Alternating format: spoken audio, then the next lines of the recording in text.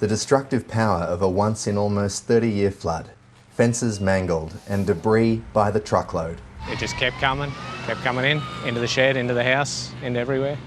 Water ravaged Dave Sherry's home, rushing through at head height, gutting his electrical business. Financial cost will be significant, but yeah, it's not the end of the world. I bought here knowing it was in flood zone. I don't expect any support or anything.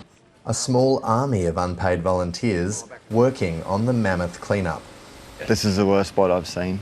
Among the helpers, local businessman Trent DeWitt, whose flood updates on social media have been a lifeline for many in Katherine. So the river's broken its banks on O'Shea.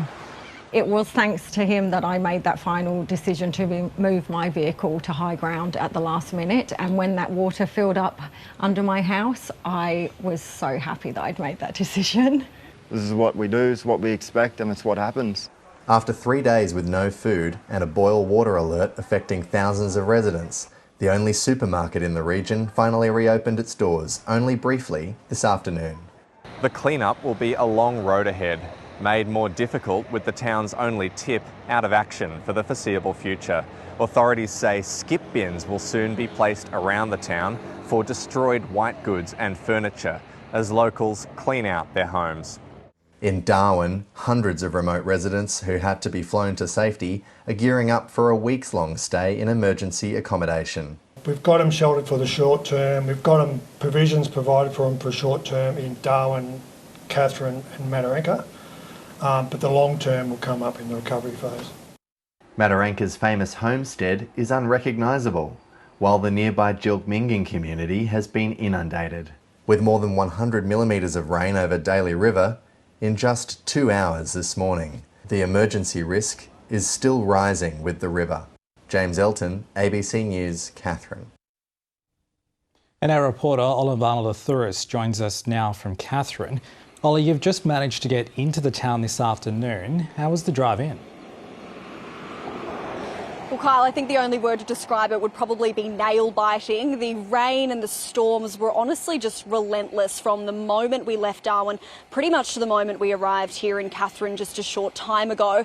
Everywhere you looked, there was just torrents of water on either side of the road. Every creek system, river system that we drove past was just swollen with an incredible volume of water. Still a fair bit of water over the road in some places, and Kyle, dare I use the P word, but a lot of potholes. So it is just a good reminder to anyone, even though the highway is back open, just to drive particularly carefully if you are out and about over the next couple of days.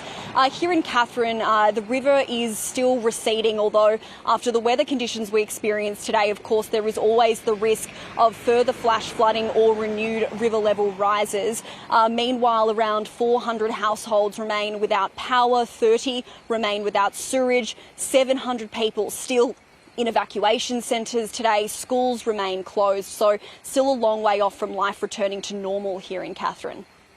And Ollie, the Daly River is still rising. How long could people be stranded in Darwin?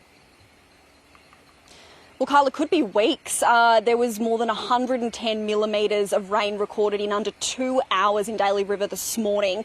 And we know that 11 people had to be winched to safety from the community of Palumpa over the weekend. The entirety of the Now Daly River community has now been evacuated to Darwin for the second time this year. We did speak to a resident who was evacuated. Take a listen. It was a disaster. We had to pack our bags and leave at home and head for the high ground. So, Carl, a really difficult period of time for the community of Now Daly River, who will have to spend probably a prolonged period of time a long way from home, and certainly the same down here in Katherine, a long way off before people are able to get back on their feet. Carl? Thanks, Ollie.